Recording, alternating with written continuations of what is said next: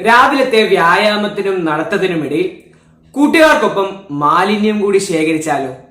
Jogging and picking, ഈ രണ്ട് വാക്കും ചേർത്താണ് പ്ലോഗിംഗ് എന്ന വാക്ക് സൃഷ്ടിച്ചത്.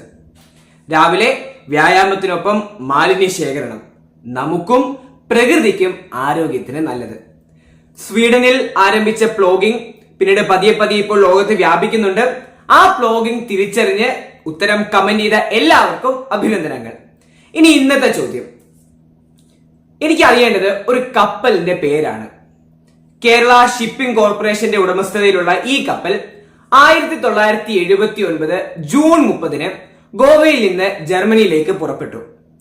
ഇടയ്ക്ക് ഇന്ധനം നിറയ്ക്കുന്നതിന് വേണ്ടി ആഫ്രിക്കയിലെ ജിബൂത്തി പോർട്ടിൽ എത്തേണ്ടിയിരുന്ന ഈ കപ്പൽ പക്ഷെ അവിടെ എത്തിയില്ല. 20,538 ടൺ ഇരുമ്പയിരുമായി പുറപ്പെട്ട ആ കപ്പലിനെയും അന്വേഷിച്ച് നാവികസേനയുടെ വിമാനങ്ങൾ പരക്കം പാഞ്ഞുകൊണ്ടിരുന്നു. എന്നിട്ടും ഒരു രക്ഷയുമില്ല. ഇപ്പോഴും എവിടെയാണെന്ന് യാതൊരു പിടിയുമില്ലാത്ത കേരളത്തിന്റെ ആ കപ്പൽ ഏതാണ്? ഉത്തരങ്ങൾ കമന്റ് ചെയ്യുക. ശരിയായ ഉത്തരവുമായി ഞാൻ അടുത്ത വീഡിയോയിൽ വരാം.